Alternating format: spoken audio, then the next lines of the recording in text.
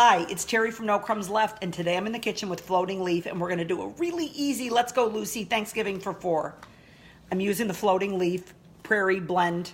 I really love it. Let's go! So today I'm in the kitchen with floating leaf, working with their fantastic rice blends, and what I've done is taken the wild rice and quinoa and turned it into a spectacular side dish or entree, perfect for a small Thanksgiving. Let's go! So what goes into it? The floating leaf rice blend, and it's wild rice and quinoa. I love it. Mushrooms, spicy peppers, chicken stock, butter, salt, onions, parsley, and bay leaf. The first steps is to go ahead and put this in a colander and rinse the wild rice and quinoa blend. Notch by adding chicken broth, and it's just amazing. Chicken broth makes everything better. And let's bring the chicken broth and the grains to boil. So I'm going to add the bay leaf, and what we're going to do is let this boil for about 5 minutes, and then we're going to cover.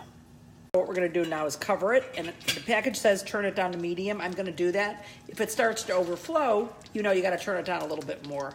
Look what I'm doing over here, melting butter and oil, and let's add the mushrooms and get going.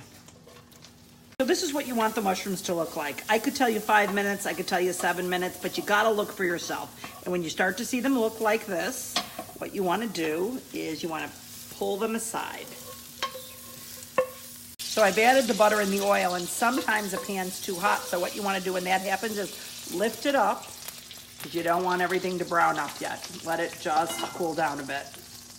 I meant to tell you with the mushrooms, I added some salt and pepper. So add these lovely onions, and then I've got a nice spicy pepper. That's optional. I like a little bit of kick. And let's get this sauteing up. So the butter and oil together are perfect. You get the sweetness of the butter, and then you get the lovely nutty flavor of the olive oil. And I made sure to stir all of this up, and let's get these caramelizing. It's gonna take probably 7 or 8 minutes. Let's see what happens. So now what we're gonna do is set this aside, and I always love to have a little bowl like this, and you just keep adding things to it, and it melds all the flavors together. And I happen to love this bowl because it's so wide and everything. Let's get every bit of this lovely juice. Uncover and see what it looks. It looks to me like it might need a little more cooking. So we're gonna just cook it uncovered a little bit longer. About rice is it's always a little tricky. Sometimes you do rice and it just comes out perfectly, and sometimes it needs a little something. So it's just like everything else with cooking. There's the directions, and then there's what happens. What I would do in a case like this is stir it and then just leave it on the stove and just let's watch it for 5 minutes, and I think the rest of this liquid is going to absorb, and then we're going to add it to everything else, and it's going to be delicious. So what I'm going to do is I'm going to take the rice now, and I'm going to put it in the pan with all this lovely oil. And I'm doing it that way because I want the rice to absorb that, and then I'm gonna add the rest of the things and stir it up.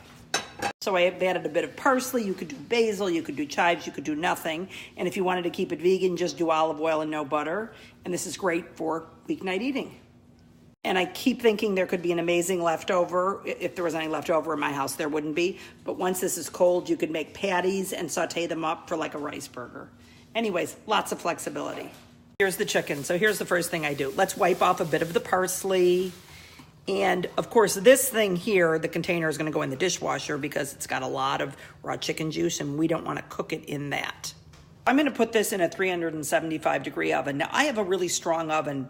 If you're living in an apartment, you might want to do your chicken at 400 instead, so it'll even the playing field.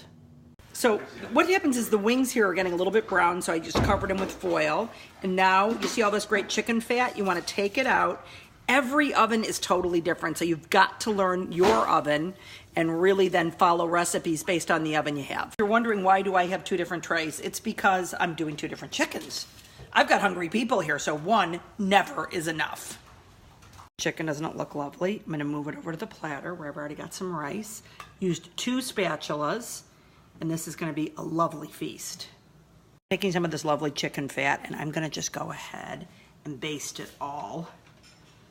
I don't want to miss a tiny little bit of this. Oh, the rice smells amazing. What I'm going to do now is take the rice blend, and I love this combination of the wild rice, quinoa. Floating Leaf calls this their prairie blend, and I think it's fantastic. You can see I've added some greens and it just makes the platter beautiful, and when the chicken rests on the arugula, it sort of wilts it in this lovely way, so it gives you a little bit extra salad.